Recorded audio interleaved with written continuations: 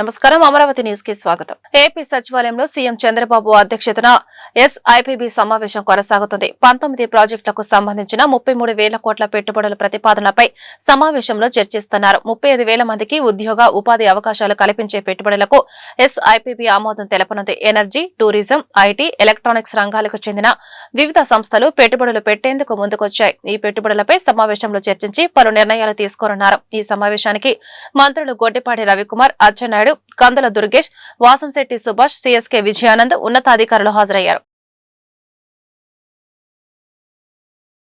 రాష్ట్ర ప్రభుత్వం ఐటీ అభివృద్ధికి తీసుకొస్తున్న కార్యక్రమాలను విజయవంతంగా ముందుకు తీసుకెళ్తున్నట్టు ఏపీటీఎస్ చైర్మన్ మనవ మోహన్ కృష్ణ తెలిపారు. దీనిలో భాగంగా 26 జిల్లాల్లోనూ ఏపీ టెక్నాలజీ సర్వీసెస్ కార్యాలయాలను ప్రారంభిస్తామని చెప్పారు. విజయవాడలో నిర్వహించిన మీడియా సమావేశంలో ఆయన మాట్లాడారు.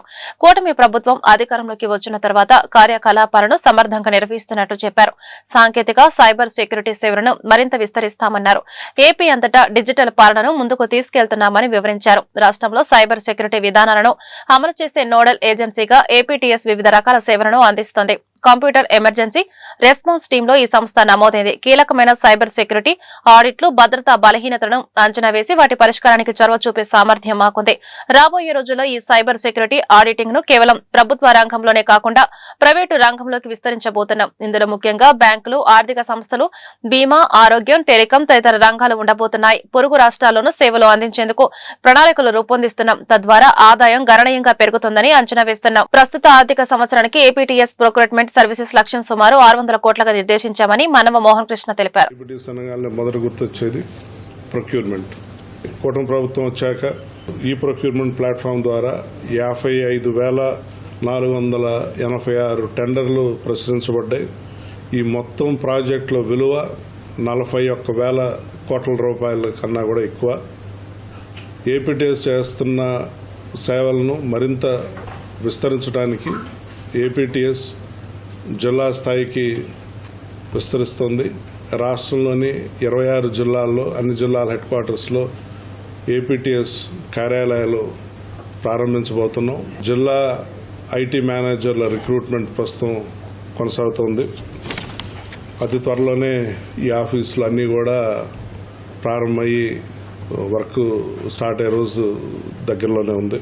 ఏపీటీఎస్ ఇలా జిల్లా స్థాయికి విస్తరించడం వల్ల డిస్ట్రిక్ట్ లెవెల్ ఐటీ గవర్నెన్స్ని స్ట్రెంథన్ చేయడానికి, ఐటీ ఇన్ఫ్రాస్ట్రక్చర్ అండ్ ప్రొక్యూర్మెంట్స్ని మరింత విస్తరించడానికి ఇన్ని బహుముఖ కార్యక్రమాల ద్వారా ఆంధ్రప్రదేశ్ అంతటా డిజిటల్ పాలనను ముందుకు తీసుకెళ్లటాన్ని, సైబర్ సెక్యూరిటీ వ్యవస్థను మరింత పటిష్టపరచడానికి, ప్రొక్యూర్మెంట్స్ని మరింత పెంచడానికి, రాష్ట్రంలో టెక్నాలజీ సేవలను మరింత విస్తృతపరిచి ఐటీ అభివృద్ధిని ప్రోత్సహించడానికి, తద్వారా ఈ రాష్ట్రంలో ఉద్యోగాలు, ఉపాధి, ఆదాయం పెరిగి రాష్ట్రాభివృద్ధికి భూమి అంటే మన దేశంలో గౌరవం, సెంటిమెంట్ తో పాటు ఆర్థిక భరోసా ఇస్తుందని కేంద్ర గ్రామీణాభివృద్ది, కమ్యూనికేషన్ శాఖల సహాయ మంత్రి డాక్టర్ పెమ్మసాని చంద్రశేఖర్ తెలిపారు.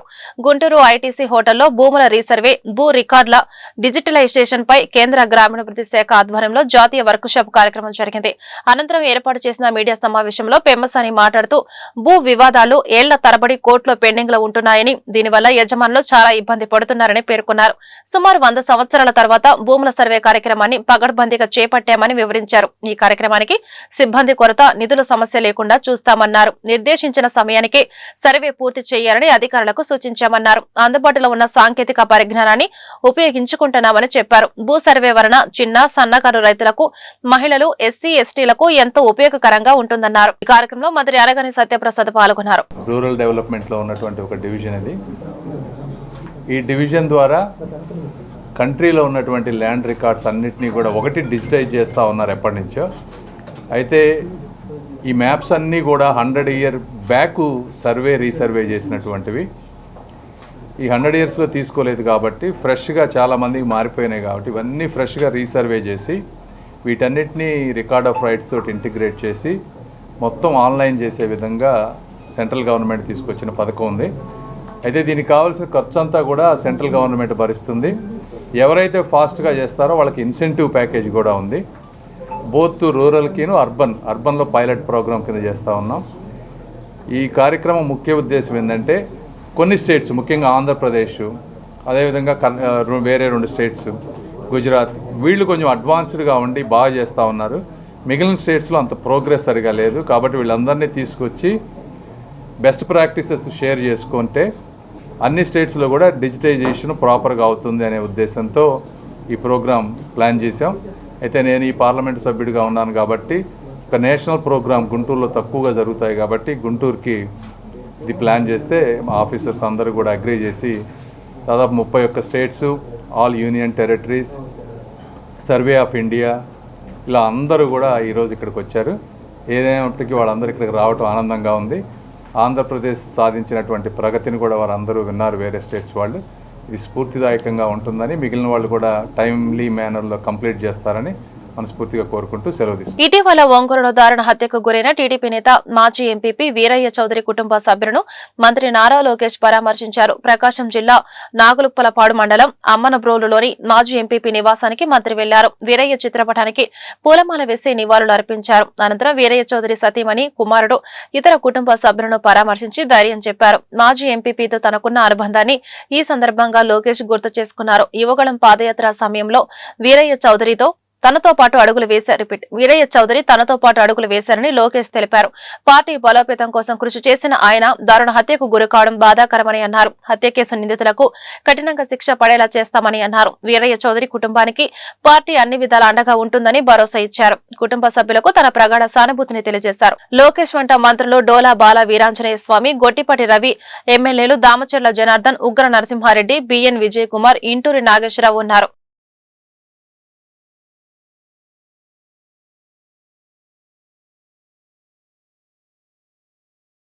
నెల్లూరు రూరల్ నియోజకవర్గంలో ఒకే సమయంలో 339 అభివృద్ది పనులను మంత్రి నారాయణ ప్రారంభించారు. రూరల్ ఎమ్మెల్యే కోటంరెడ్డి శ్రీధర్ రెడ్డి ఆధ్వర్యంలో 60 రోజుల్లో 41 కోట్లతో 339 పనులు పూర్తి చేశారు. ఈ సందర్భంగా కల్లూరుపల్లి వద్ద సభ నిర్వహించారు. నెల్లూరు రూరల్ ఎమ్మెల్యే కోటంరెడ్డి శ్రీధర్ రెడ్డి మాట్లాడుతూ ఈ అభివృద్ది పనులను దేశ సైనికులకు అంకితం చేస్తున్నట్లు తెలిపారు. ఆపరేషన్ సింధూర్ విజయవంతం చేసిన సైనికులను మనం ఎల్లప్పుడూ గుర్తుపెట్టుకోవాలని చెప్పారు. ఎమ్మెల్సీ బీద రవిచంద్ర మాట్లాడుతూ అభివృద్ది చేయాలన్నా, ప్రజల కోసం పోరాటం చేయాలన్నా ఒక్క శ్రీధర్ రెడ్డికి మాత్రమే సాధ్యమన్నారు. ఆయన ప్రజల అవసరాలు గుర్తించి వారి వద్దకు వెళ్లి పనులు చేస్తారని చెప్పారు. ఎంపీ వేమిరెడ్డి ప్రభాకర్ రెడ్డి మాట్లాడుతూ ఇది ఒక చరిత్ర అన్నారు. 339 పనులు ఒకే రోజు ప్రారంభించిన ఘనత ఎమ్మెల్యే కోటంరెడ్డికి చెందుతుందని పేర్కొన్నారు. ఇదే విధంగా ఎంఎస్ఎంఈ పార్కును నెల్లూరు రూరల్ అభివృద్ధి చేయాలని కోరారు. నిరుద్యోగ యువతకు ఉద్యోగ అవకాశాలు కల్పించాలన్నారు. రూరల్ నియోజకవర్గంలో శ్రీధర్ రెడ్డి గారు 816 పనులని 231 కోట్ల 78 లక్షలతో ప్రారంభించారు. వాటిలో 339 పనులు యాక్చువల్గా కేవలం 60 రోజుల్లో కంప్లీట్ చేసి ఈరోజు ఇక్కడ ఇనాగ్రేషన్కి మనందరం రావడం నిజంగా ఇది ఒక చరిత్ర. శ్రీధర్ రెడ్డి గారి గురించి నేనేం చెప్పాను, నాకంటే మీ అందరూ తెలుసు. అతను పట్టుదలకి మారిపోయారు. ఏదైనా పట్టుకుంటే అది ఎందాక వదలదు. నేను చెప్పాను, బీసీ భవన్, అంబేద్కర్ భవన్, నేను సెక్రటరీతో మినిస్టర్తో మాట్లాడాను, చేస్తామన్నారు. త్వరలో కంప్లీట్ చేస్తాం. అదేవిధంగా ఏదైతే బ్రిడ్జి పుట్టేపాడ దగ్గర బ్రిడ్జి అడిగారు, అది కూడా వీలైన తొందరలో శాంక్షన్ చేయించి చేస్తామని సభా సందర్భంగా తెలియజేస్తున్నాను. ఈరోజు 339 అభివృద్ధి పనులు పూర్తి చేసి ఘనత కోటంరెడ్డి శ్రీధర్ రెడ్డి సంపాదించుకున్నాడు. ఆమంచెల దగ్గర 60 ఎకరాల్లో ఎంఎస్ఎంఈ పార్క్ కూడా ఈ మధ్య ఇనాగ్రేట్ చేశాడు. ఇటువంటి పార్క్ డెవలప్ చేస్తే మన యూత్ ఎక్కడెక్కడికో ఉద్యోగాలు ఎత్తుక్కుంటూ పోతుంటారు. మనకి సెంట్రల్ స్కీమ్స్ లో లోన్లు కూడా దొరికే అవకాశం ఉంది. ఇక్కడనే మనం పరిశ్రమలు కానీ పెట్టగలిగితే ఉద్యోగాలు ఇవ్వగలుగుతాం. అది ఖచ్చితంగా శ్రీధర్ చేయగలుగుతాడు, చేస్తాడు కూడా. నెల్లూరు నగరంలో స్వాతంత్రం వచ్చిన తర్వాత అభివృద్ధి అంటే 1 నుంచి 10 దాకా పొందుతున్నారండి. 2014-19లో వారు మంత్రిగా నగర రూరల్ నియోజకవర్గాలు చేసిన సేవలు చెప్తే మాట్లాడగలిగారు. ఆ రోజు నేను వారి పార్టీలో వారి వెంట ఎమ్మెల్యేగా లేకపోయానే అన్న బాధ నాకు ఉండేది. దేవుడి దయ వల్ల ఇప్పుడు మళ్ళీ వారి పార్టీలో వారు మంత్రిగా, నేను ఎమ్మెల్యేగా ఉన్నా.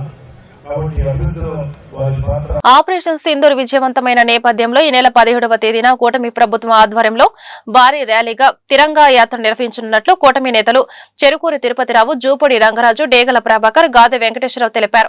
శనివారం ఉదయం 8 గంటలకు హిందూ కాలేజీ సెంటర్ నుండి అంబేద్కర్ విగ్రహం వరకు తిరంగా యాత్ర జరుగుతోందన్నారు. గుంటూరు చంద్రమౌళి నగర్ బీజేపీ కార్యాలయంలో జరిగిన మీడియా సమావేశంలో వారు మాట్లాడుతూ భవిష్యత్తులో ఉగ్రదాడికి పాల్పడకుండా పాకిస్తాన్కు భారత సైన్యం ఆపరేషన్ సింధూర్ ద్వారా బుద్ధి చెప్పిందన్నారు. పాకిస్తాన్పై భారత్ సాధించిన విజయం ఎన్డీఏ కూటమి విజయంగా అభివర్ణించారు. భారతదేశ సార్వభౌమాధికారం విజయంలో రాజీ పడే ప్రసక్తే లేదని దేశ ప్రధాని నరేంద్ర మోదీ ప్రపంచానికి చాటి చెప్పారని పేర్కొన్నారు. ఈ సమావేశంలో కూటమి నేతలు ఆళ్లహరి, కంచర్ల శివరామయ్య, చరకా కుమార్ గౌడ్ తదితరులు పాల్గొన్నారు. వాళ్ళ యొక్క తీవ్రవాద శిబిరాలను ధ్వంసం చేయడం, దాని దృష్ట్యా పాకిస్తాన్ మళ్ళా కాలభాగానికి వచ్చింది, ఇది అమెరికా ద్వారా. అలాగే అమెరికా ఏదో మేము మధ్యవర్తం చేస్తున్నాం, మీరు ఎవరు కూడా ఇద్దరు సమన్వయం పాటించండి అని చెప్పి చెప్పడం, దానికి మోడీ గారు ఒకటే చెప్పారు, మాకు ఎవరు మధ్యవర్తం అవసరం లేదు, మా యొక్క భారతదేశ సార్వభౌమాధికారాన్ని మేమే కాపాడుకుంటాం.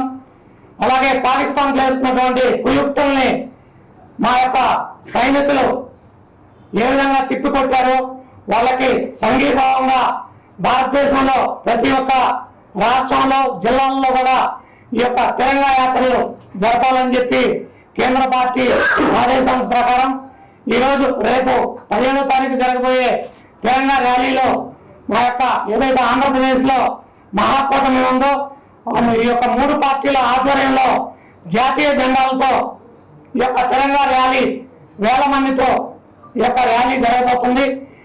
ఈ సందర్భంగా విచ్చేసినటువంటి పెద్దలు టీడీపీ భారతదేశంలో మోడీ గారి నాయకత్వాన భారత సైనికుల యొక్క వీర శౌర్యాలని ప్రపంచం ముందు చాటం ముందు గమనించాం. పహల్గాంలో జరిగినటువంటి దాడికి స్పందన, ప్రతిస్పందన ఎన్డీఏ కూటమి ప్రభుత్వం ఎట్లా ఇస్తుంది అనేటువంటిది యావత్ ప్రపంచానికి చాటి చూపించాం.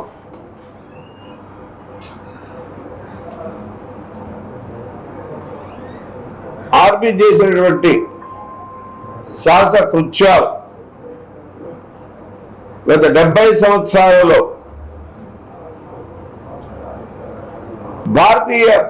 భారత ప్రభుత్వం చెప్పినటువంటి ఏ త్రివర్ణ పతాకం ఏదైతే ఉందో, చక్రవర్తి ఏదో అది మాత్రమే అన్ని పార్టీలు దీన్ని తీసుకొని ముందుకు పెడతాయి.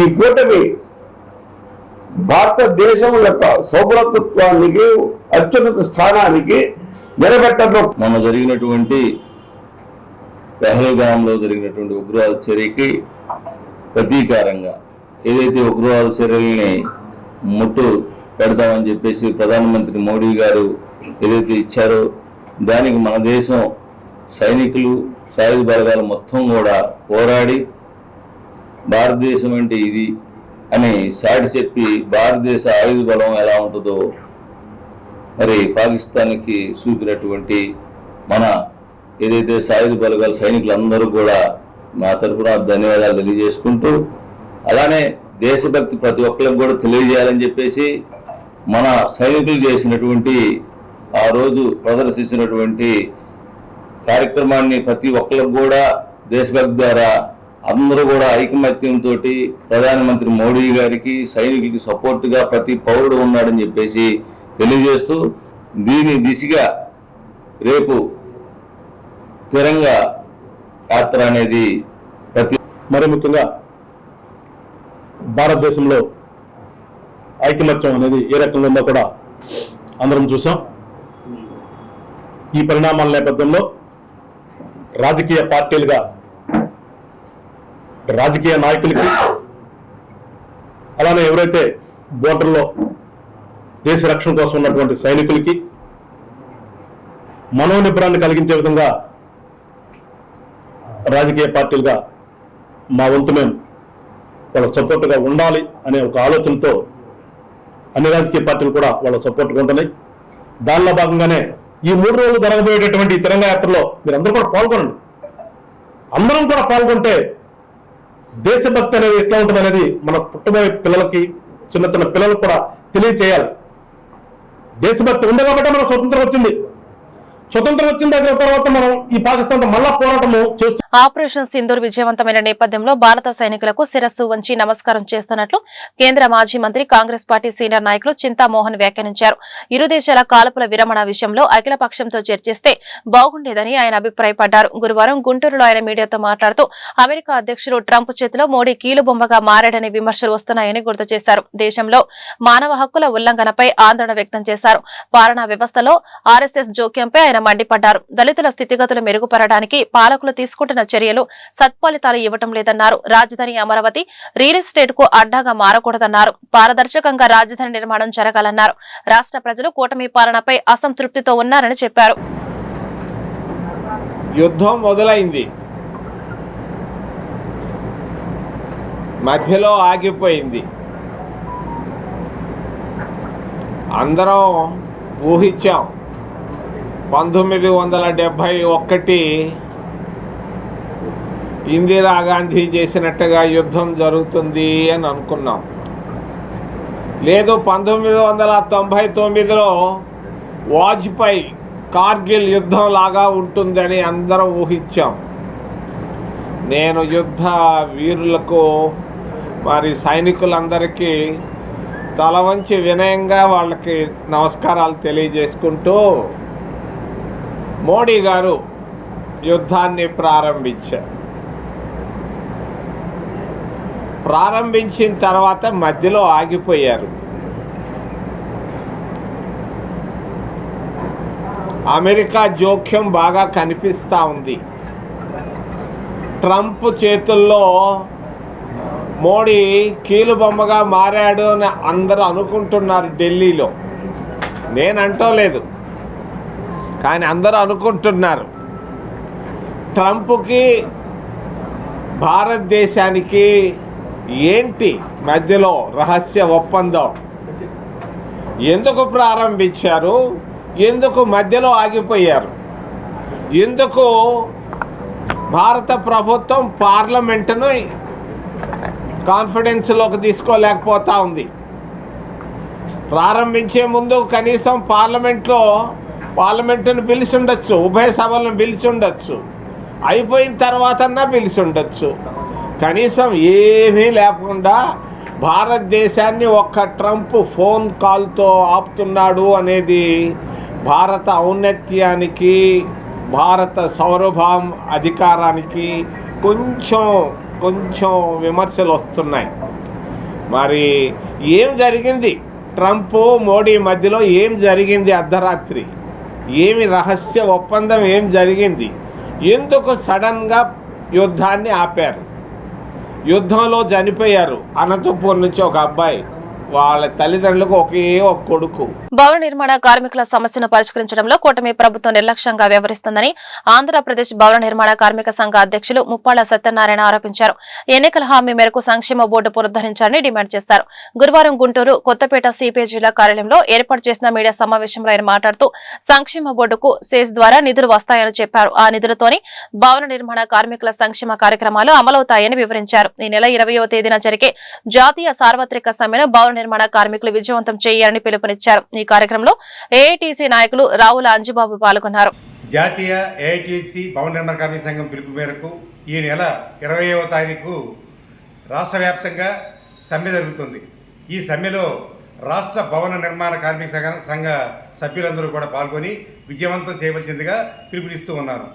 అలాగే గత ప్రభుత్వం ఏదైతే జియో నెంబర్ 17 తీసుకొచ్చి రాష్ట్ర సంక్షేమ బోర్డుని నిర్వీర్యం చేసిందో, మేము అధికారంలోకి వస్తే కూటమి ప్రభుత్వం వచ్చిన వెంటనే మేము సంక్షేమ బోర్డుని ప్రవేశపెడతాం, పునఃప్రారంభిస్తామని చెప్పి చెప్పడం జరిగింది. అయినప్పటికీ ఇప్పటికీ 10 నెలలు గడిచినప్పటికీ కూడా ఇంతవరకు సంక్షేమ బోర్డు ఊసే ఎత్తకపోవడం అమానుషం. ఈ సంక్షేమ బోర్డుకు ప్రభుత్వ నిధులు ఇవ్వాల్సిన అవసరం అయితే ఏమీ లేదు. సెస్ ద్వారా వచ్చే డబ్బులు మాత్రమే ప్రభుత్వ డబ్బుతో అవసరం లేకుండా ఈ సెస్ ద్వారానే మరి సంక్షేమ బోర్డును నడిపే అవకాశం ఉంది. ఏదైతే భార్య ప్రశస్తే 20,000 రూపాయలు ఇస్తున్నారో, కుమార్తె ప్రశస్తే 2 కానుపులకి 20,000 రూపాయలు కాడికి ఇస్తున్నారు, సహజ మరణానికి 40,000 రూపాయలు ఇస్తూ ఉన్నారు. అలాగే యాక్సిడెంటల్ మరణం చెందితే 5 లక్షల రూపాయలు ఇస్తూ ఉన్న డబ్బులు మొత్తం కూడా సంక్షేమ బోర్డుకి నిధుల ద్వారా మొత్తం కూడా సెస్ ద్వారానే వస్తూ ఉంటాయి. ఈ సెస్ ద్వారా వచ్చే డబ్బులతో చేసేదాన్ని కూడా మేనమేసాలు లెక్క పెడుతూ రాష్ట్ర ప్రభుత్వం మేము ఇస్తామన్నా ఇలాకపోవటం చాలా దుర్మార్గంగా ఉంది. కాబట్టి ఇప్పటికైనా రాష్ట్ర ప్రభుత్వం కలుదెరిచి ఇచ్చిన హామీని నిలబెట్టుకొని ఈ కార్మికులను ఆదుకోవాల్సిన ఆవశ్యకత ఉందని చెప్పి రాష్ట్ర ప్రభుత్వం డిమాండ్ చేస్తూ ఉన్నారు. గత వైసీపీ ప్రభుత్వం ల్యాండ్ టైటిలింగ్ పేరుతో ప్రజలను భయం భ్రాంతులకు గురి చేసిందని రాష్ట్ర మంత్రి అనగాని సత్యప్రసాద్ ఆరోపించారు.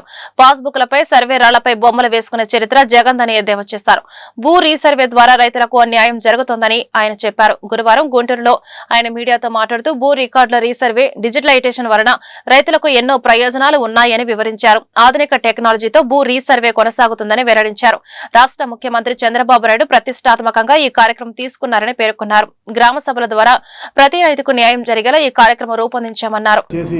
చిత్తశుద్ధితో ప్రతి ఒక్క వారికి కూడా ఒక హక్కుతో పత్రం ఇవ్వాలనే లక్ష్యంతో ఈ ప్రభుత్వం పనిచేస్తూ ఉంది. ఎందుకంటే పేదవాడికి చాలా సెంటిమెంట్, ఒక ఎమోషన్ భూమి అంటే. అతని యొక్క బౌండరీస్, అతని యొక్క హక్కు అనేది పకడ్బందీగా ఉండాలా, భావి తరాలకి వాళ్ళు ఏదైతే ఇవ్వాలనుకుంటారో అది పకడ్బందీగా ఇవ్వాలని చెప్పే లక్ష్యంతోనే వాళ్ళు ఎప్పుడు ఆలోచన చేస్తూ ఉంటారు. అది వాళ్ళకి సమకూర్చాలని చెప్పే లక్ష్యంతో ఈ ప్రభుత్వం పనిచేస్తూ ఉంది. రాజకీయంగా కూడా మాట్లాడంటే గత ప్రభుత్వం ఏదైతే ఉండిందో దాని మీద శ్రద్ధ పెట్టకుండా కేంద్ర ప్రభుత్వం ఎంతో సపోర్ట్ చేస్తున్నప్పటికి కూడా ఇక్కడ ప్రభుత్వం గతంలో దాన్ని మంచిగా చేయలేదు. ఏదైతే గ్రీవెన్స్ ఉంటే సమయం 40 రోజులు 30 రోజులు ఇవ్వాల్సిన సమయాన్ని 15 రోజుల్లో పెట్టడం, అలాగే మీకు తెలుసు అప్పుడు ల్యాండ్ టైటిలింగ్ యాక్ట్ కూడా తీసుకొచ్చి అందరికీ భయభ్రాంతులు చేసినటువంటి పరిస్థితి. అవన్నీ కూడా భయంతో పోయే దిశగా ప్రతి ఒక్క గ్రామంలో కూడా, ఎందుకంటే minister of state rural development communication మా పెమ్మసాని చంద్రశేఖర్ గారు అయిన తర్వాత వారి యొక్క సపోర్ట్ అక్కడ ఉండటం మాకు ఇక్కడ చాలా అండగా ఉన్నటువంటి పరిస్థితి. అందుకనే ప్రతి ఒక్క గ్రామంలో ఏదైతే 6,688 గ్రామాల్లో వాళ్ళు అప్పుడు రీసర్వే పూర్తి చేశారో అన్నింటిలో కూడా గ్రామ సభలు పెట్టి ప్రతి ఒక్క గ్రీఫ్ అంటే దాదాపుగా 2,80,000 గ్రీఫ్ వచ్చినాయి. అవన్నీ కూడా 100% రిజాల్వ్ చేసి ఎక్కడైతే మనం చేయలేనటువంటి సమస్యలు ఉన్నాయో వాళ్ళని మోటివేట్ చేసి ఎక్స్ప్లెయిన్ చేసి వాళ్ళకి ఎందుకు చేయలేకపోతున్నాం, గతంలో ఎందుకు తప్పిదంతో మీకు ఇలా జరిగిందని కూడా వాళ్ళకి చేసి డీటెయిల్డ్గా స్పీకింగ్ నోట్ ఇచ్చినటువంటి పరిస్థితి చరిత్రలో ఎప్పుడు లేదు, అది ఇప్పుడు జరుగుతూ ఉంది. ఎందుకంటే గౌరవ ముఖ్యమంత్రి గారు ఎప్పుడు కూడా ఈ రీసర్వేలో ఎలాంటి పేదవాడికి కూడా అన్యాయం జరగకూడదు అని చెప్పేసి ఎప్పటికప్పుడు మమ్మల్ని గైడ్ చేస్తూ ఉన్నారు. CCLA మేడము, అలాగే మన అడిషనల్ CCLA వారు కూడా ఎప్పటికప్పుడు పర్యవేక్షణ చేసుకుంటా ఉన్నాం. మేము కాన్ఫరెన్స్ పెట్టుకుంటా ఉన్నాం. మీకు గతంలో కూడా చెప్పున్నాం. ఎందుకంటే గతంలో తగ్గిన తప్పిదాలు ఎక్కడ కూడా జరగకుండా ప్రతిదీ కూడా బ్లాక్స్ చేసుకుని 200-250 ఎకరాలు పెంచకుండా ఒక బ్లాక్ చేసుకుని దానికి ముగ్గురు ఆఫీసర్లని ఒక టీమ్గా ఏర్పాటు చేసి పెట్టాం. అలాగే ఏదైతే రీసర్వే చేస్తూ ఉన్నారో ఆ రైతుకి కంపల్సరీగా కమ్యూనికేషన్ ఇచ్చి వాట్సాప్ గ్రూప్ క్రియేట్ చేసి వాళ్ళు బయట ఊర్లలో ఉంటే వాళ్ళతో వీడియో కాల్స్ కూడా మాట్లాడి వాళ్ళ బౌండరీస్ డిమార్క్ చేసి అన్నీ కూడా చేయడంతో పాటు QR కోడ్తో వాళ్ళ పాస్బుక్ కూడా నేను చెప్పే పాస్బుక్స్ అన్నీ కూడా జియో ట్యాగింగ్ చేసి అది QR కోడ్ కొట్టి డైరెక్ట్గా ఫోన్ నుంచి వాళ్ళ భూమి మీదకి వెళ్ళిపోయే విధంగా వాళ్ళ బౌండరీస్ కూడా ఇచ్చే విధంగా నూతనమైన పాస్బుక్ కూడా మొన్ననే టెండర్ కూడా అయింది. ఎందుకంటే గత ప్రభుత్వం మీకు చెప్పాం, మళ్ళీ వాళ్ళు ఫోటోలు వేసుకున్నారు. నేను ఎప్పుడు చెప్తా ఉంటా, ఫోటోలు వేసుకుంటే మా అమ్మతో మా నాన్నతో మా తాతతో వేసుకోవాలి, మా భూమి ఇచ్చిన వాళ్ళు వేసుకుంటాం. అంతేగాని అప్పుడు ముఖ్యమంత్రిలో వచ్చి రాజకీయ నాయకులు టెంపరీ ఇచ్చే కూటమి పాలనలో రాష్ట్ర పరిస్థితి దయనీయంగా ఉందని వైసీపీ నాయకులు అంబటి రాంబాబు ఆరోపించారు. రాష్ట్రంలో రెడ్ బుక్ రాజ్యాంగం నడుస్తుందని మండిపడ్డారు. ప్రజా సంక్షేమం అభివృద్ధి మరిచి రాజకీయ కక్ష సాధింపు చర్యలకు పాల్పడుతున్నారని విమర్శించారు. గురువారం గుంటూరులో ఆయన మీడియాతో మాట్లాడుతూ చంద్రబాబు నారా లోకేష్ పై ఓ రేంజ్ లో ఫైర్ అయ్యారు. వైసీపీ తిరిగి అధికారంలోకి వస్తుందన్న భయంతో అక్రమ అరెస్టులకు పాల్పడుతున్నారని ధ్వజమెత్తారు. రాష్ట్ర మంత్రులు దౌర్జన్యాలకు బెదిరింపులకు పాల్పడుతున్నారని ఆరోపించారు. ఈ 5 సంవత్సరాల్లో సంక్షేమం, అభివృద్ధి, ట్రాన్స్పరెన్సీ, ప్రజల యొక్క కొనుగోలు శక్తి, రెవెన్యూ ఆదాయం, మూలధనం పెట్టుబడి ఈ రంగాల్లో చాలా ట్రాన్స్పరెంట్గా పరిపాలన సాగింది. రాష్ట్రం అభివృద్ధి చెందింది. ఈ సంవత్సర కాలంలో చంద్రబాబు నాయుడు గారి పరిపాలన చూస్తే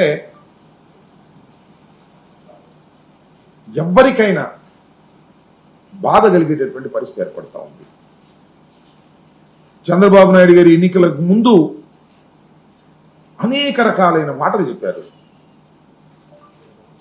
ఆదాయాలు సృష్టిస్తా అన్నాడు, సంపద సృష్టిస్తానన్నాడు, ప్రజలకు ఆదాయాలు పెంచడంతో పాటు రాష్ట్రాన్ని అన్ని రంగాల్లో అభివృద్ధి చెందేస్తాను, సంక్షేమ కార్యక్రమాలు ఇచ్చేస్తాను అని అనేకమైన గొప్ప విషయాలు చెప్పి నమ్మించాడు. సంవత్సరం అయింది అధికారంలోకి వచ్చి. ఇవాళ రాష్ట్ర పరిస్థితి చూస్తే దయనీయమైన స్థితికి నెట్టబడతా ఉంది. తిరోగమనంలో రాష్ట్రం వెనక్కి వెళ్తూ ఉంది.